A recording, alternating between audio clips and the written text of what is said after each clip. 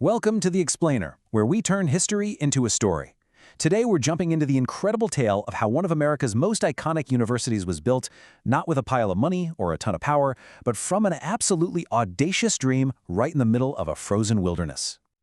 Okay, so let's get right into this with the words of our main character, a young, and I mean intensely passionate French priest named Edward Sorin. When he landed in New York in 1841, he was just 28 years old. He wasn't just stepping onto new soil. For him, this was it. He believed he was taking hold of his destiny, a destiny he was absolutely certain was blessed by God. And what was that destiny? Well, it was fueled by a vision that, honestly, seemed almost impossible. To build a great Catholic university in the heart of a new world. A beacon of faith and learning and a place that was, for all intents and purposes, a vast and untamed wilderness. So their journey, as you can see here, was long and really humbling.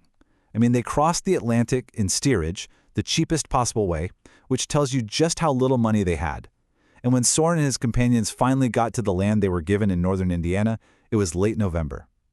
They had arrived at the very start of a brutal winter, with pretty much nothing but their faith to keep them warm.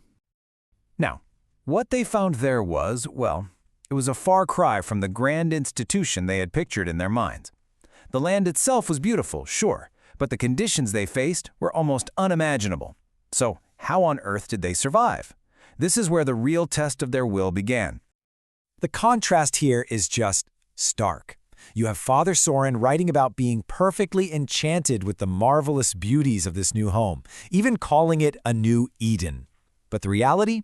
It was one tiny log cabin, one single bed that they insisted Sorin take, while the other 6 men slept on the floor, and a winter so harsh the snow stayed on the ground for 5 straight months. Their hardship was so profound it literally became the stuff of legend.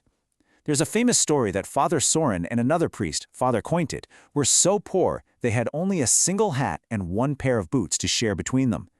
Think about that. If one of them needed to go out, the other one had to stay inside. And yet, despite all that poverty, their belief was so infectious, their will so absolute, that just over a year after arriving in the middle of nowhere, their dream got an official name and a legal foundation from the state. Just like that, the University of Notre Dame was born. So for the next 37 years, they built that dream, brick by painstaking brick. They cleared the forest, they worked like crazy, and they transformed that little settlement into a thriving campus, a real university that was starting to get a national reputation. So after all that, after overcoming poverty, brutal winters, and even suspicion from the locals, it seemed like their struggles were finally over. They had this beautiful main building with a dome on top. The dream felt secure. But, as they were about to find out, their greatest trial was still to come. Then, one afternoon in April, disaster struck. A fire started on the roof of the main building. And with a violent wind fanning the flames, it spread with terrifying speed.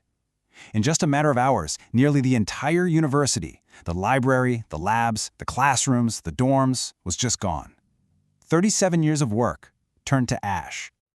To anyone watching, this was the end. It was over.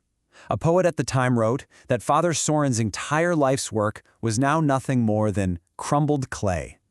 You can just feel the hopelessness, right? It really looked like the dream had died in those flames. But, and this is the amazing part, Father Sorin didn't see an ending. He saw a message from God. What happened next wasn't just about rebuilding. It was an act of faith that would define the entire spirit of Notre Dame forever. The very next morning, standing there among the smoldering ruins, an aging Father Sorin refused to give in to despair. Instead, he gathered his community and basically told them that if God let their university burn down, it was only because he wanted them to build a bigger and a better one, and they were going to start immediately. And they weren't just all talk, they actually did it.